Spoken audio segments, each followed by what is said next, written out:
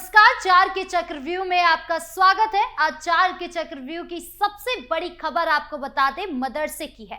एक तरफ धामी सरकार मदरसे पर एक्शन ले रही है, तो वहीं दूसरी तरफ यूपी में ऐसी खबर सामने आ रही है जिन्होंने मजबूर कर दिया है कि योगी सरकार को भी इसी तरीके का फैसला लेना चाहिए।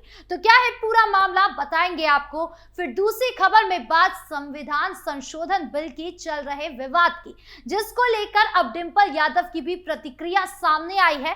हालांकि वो अपने ही बयानों में फंसती नजर आ रही है। बताएंगे आपको क्या बोली डिंपल यादव। फिर तीसरी खबर में बात संभल की।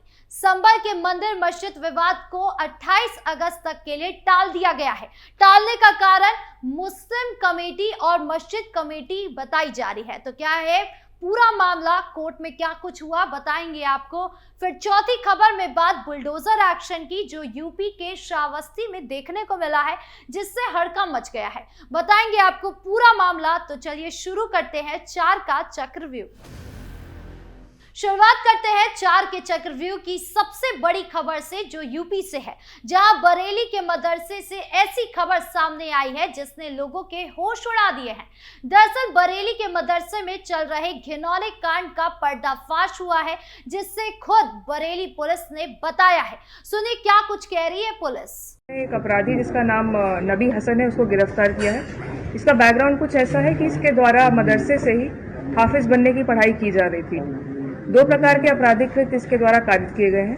पहला, एक 13 वर्षीय बच्चे के साथ लगातार अप्राकृतिक और अनैतिक तरीके से इसके द्वारा संबंध बनाए गए। उसके 30 से 40 वीडियोस इसके फ़ोन से हमें प्राप्त हुए हैं, जिस संबंध में मुकदमा पंजीकृत कराया जा रहा है। कुछ वीडियोस ऐसे भी हैं जो मदरसे के अंदर इन्होंने बनाए हैं और उसको अपने फ़ोन पे स्टोर रखा, जो कि अपराध की प्रवृत्ति में आता है। तो एक अपराध इनका पहला ये हो गया। दूसरा अपराध जो इनका है वो यह है कि इनके द्वारा एक हैदरी दल 25 नाम के एक ग्रुप का संचालन किया जा रहा था, जो कि जीशान नाम के एक व्यक्ति के मोबाइल नंबर को बिना उसकी अनुमति को के यूज़ किए इन्होंने इस ग्रुप का संस्थापक बन गए, ये उसके एडमिन बन गए। और जो अन्य ग्रुप हैं हैदरी दल के अन्य जनपदों में, उनके साथ संपर्क में रहे, लगातार वीडियोज़ और फोटोज़ शेयर करते रहे। जो हैदरी दल 25 नाम का ग्रुप है, उसके द्वारा मॉरल पुलिसिंग की जाती थी। उन लड़कियों की जो पार्कों में घूम रही होती थी, उनकी निष्ठा भंग करते हुए इनके वीडियोस बनाए जाते थे और वो सोशल मीडिया पर शेयर किए जाते थे। इस संबंध में भी थाना फरीदपुर पर एक मुकदमा पंजीकृत कर लिया गया है। पूर्व में भी ऐसी कार्रवाई होती रही, जिसके अंतर्गत हमने 4 अभियुक्तों को जेल भेजा है और आगे भी ऐसी कार्रवाई सुनिश्चित की जाएगी। मदरसे के मौलवी पार्कों में लड़कियों की फोटो खींचते थे, उनके साथ कुकर्म करते थे, उनकी वीडियो बनाते थे और फिर उन बच्चियों को धमकी देते थे कि अगर किसी को कुछ बताया तो वीडियो वायरल कर दी जाएगी। और मैं आपको बता दूं, ऐसे कई मामले मदरसे के सामने आ चुके हैं, जिससे मदरसा अपनी विश्वसनीयता खोते जा रहा है। कभी मदरसे से धर्मांतरण का मामला सामने आता है, कभी महिलाओं के साथ छेड़छाड़ का आता है, तो कभी तालिबानी शिक्षा देने का। यही सब देखते हुए उत्तराखंड सरकार ने मदरसे बोर्ड को जड़ से खत्म कर दिया है, जिसका मतलब है कि अब जिन्हें भी मदरसे खोलने होंगे, उसका पहले गवर्नमेंट रजिस्ट्रेशन होना जरूरी है। प्राइवेट मदरसे बिल्कुल नहीं खोले जाएंगे। और अब जिस तरह से यूपी से मामले सामने आ रहे हैं, लोग चाह रहे हैं कि योगी सरकार को भी यूपी में मदरसे बोर्ड को हटा देना चाहिए। हालांकि इसके संशोधन जरूर हो चुके हैं, लेकिन पूरी तरीके से खत्म नहीं किया गया है। अब ऐसा होता है या नहीं, ये देखने वाली बात होगी। बढ़ते दूसरी खबर की ओर, जो संशोधन बिल से जुड़ी है। इस बिल को लेकर ऐसे विवाद शुरू हो गया है जैसे पूरा विपक्ष कांड करके बैठा हो और अब पूरे विपक्ष को एक साथ जेल में भर दिया जाएगा। ये विधेयक यही तो कहता है कि किसी भी मंत्री, मुख्यमंत्री या प्रधानमंत्री अगर 5 साल के लिए किसी आरोप में एलिगेशन लगता है, तो 31वें दिन पर आप ऑटोमेटिक पद से हट जाएंगे। ये तो अच्छा है ना। इससे जो नेताओं पर करप्शन का आरोप लगता है वो खत्म हो जाएगा। लेकिन विपक्ष तो विपक्ष है, बार बार बोल रही है कि लोकतंत्र की हत्या की जा रही है, लोकतंत्र खत्म हो जाएगा, इमरजेंसी की स्थिति आ जाएगी और ना जाने क्या क्या कह रही है। और अब इस पर समाजवादी पार्टी की सांसद डिंपल यादव की भी प्रतिक्रिया ने इसे और हवा दे दी है। डिंपल यादव ने संसद में इस बिल को लेकर केंद्र सरकार पर तीखा हमला बोला है। उन्होंने आरोप लगाया कि ये बिल लोकतांत्रिक मूल्य और संविधान की मूल भावना को कमजोर करने की साजिश है। उनके मुताबिक सरकार इस बिल के जरिए सत्ता को अपने हाथों में केंद्रित करना चाहती है और राज्यों के अधिकारों को सीमित करना चाहती है। डिंपल ने कहा कि ये बिल न केवल संघीय ढांचे को कमजोर करेगा बल्कि जनता के अधिकारों पर भी कुठाराघात करेगा। उन्होंने इसे एक तरह से आपातकाल की स्थिति जैसा बताया जिसमें विपक्ष की आवाज को दबाने की कोशिश की जा रही है। लेकिन डिंपल की इस बयानबाजी में वो खुद ही अपने तर्कों में उलझती नजर आ रही है। वो कह रही है कि सरकार घबराई हुई है। सरकार घबराई हुई है कैसे? विधेयक तो वही लाई है, वो क्यों घबराएगी? और ये लोकतंत्र की हत्या कैसे हो सकती है? क्योंकि मंत्री को जेल भेजना या नहीं ये तो न्यायपालिका तय करेगी। इसमें भला आपका, मेरा या सरकार का क्या काम है? मतलब कुछ नहीं मिलता तो लोकतंत्र की हत्या बता देते हैं। बिल का मसौदा कहता है कि अगर कोई प्रधानमंत्री, मुख्यमंत्री या मंत्री भ्रष्टाचार या गंभीर अपराध के आरोप में 30 दिनों तक हिरासत में रहता है तो उसे अपने पद से हटना होगा। यह प्रावधान भ्रष्टाचार के खिलाफ एक मजबूत कदम के रूप में देखा जा रहा है क्योंकि यह सुनिश्चित करता है कि कोई गंभीर आरोपों का सामना कर रहे नेता जनता के हितों का प्रतिनिधित्व न करे। सरकार का तर्क है कि यह बिल भ्रष्टाचार के खिलाफ जीरो टॉलरेंस की नीति को और मजबूत करेगा और जनता में नेताओं के प्रति विश्वास को बढ़ाएगा।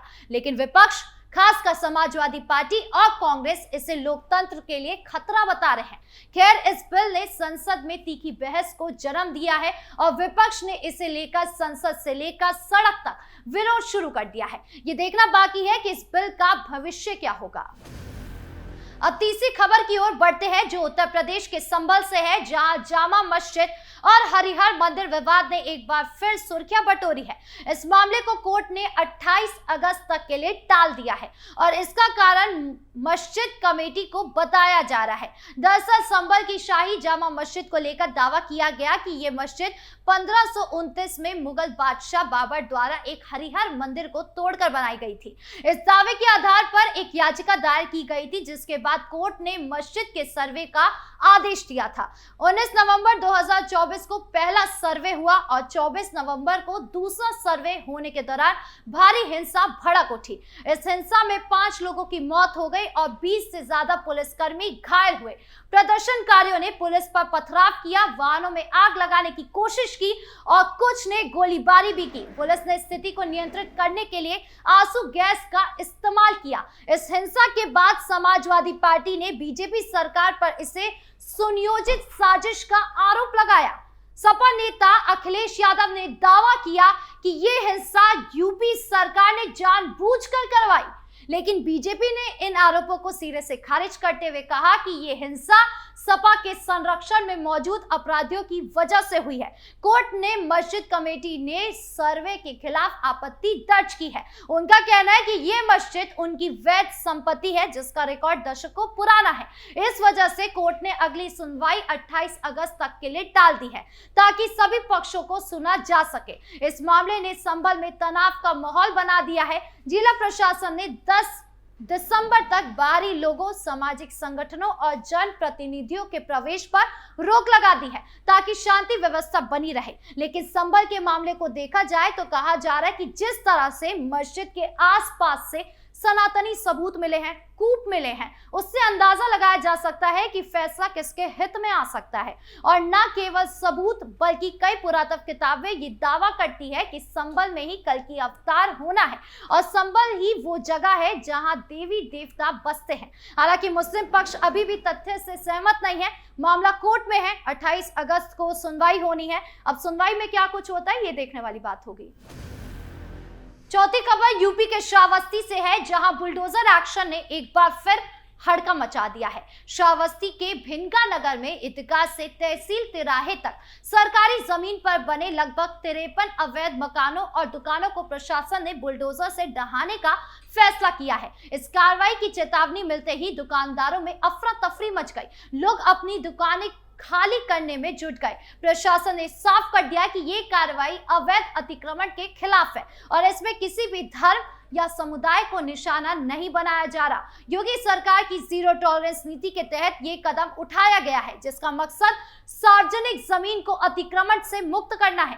पुलिस और पीएसी के जवानों को इलाके में तैनात किया गया है ताकि शांति व्यवस्था बनी रहे, लेकिन इस कार्रवाई ने स्थानीय लोगों में बेचैनी पैदा कर दी है। कई दुकानदारों का कहना है कि उनके पास वैध दस्तावेज है और उन्हें बिना पर्याप्त नोटिस के हटाया जा रहा है। योगी सरकार का ये बुलडोजर मॉडल पहले भी फर्रुखाबाद, संभल और अन्य जगहों पर सुर्खियां बटोर चुका है। सरकार का दावा है कि अवैध निर्माण चाहे किसी का भी हो, उसे बख्शा नहीं जाएगा। बहरहाल 4 के चक्रव्यूह में इतना ही। नमस्कार।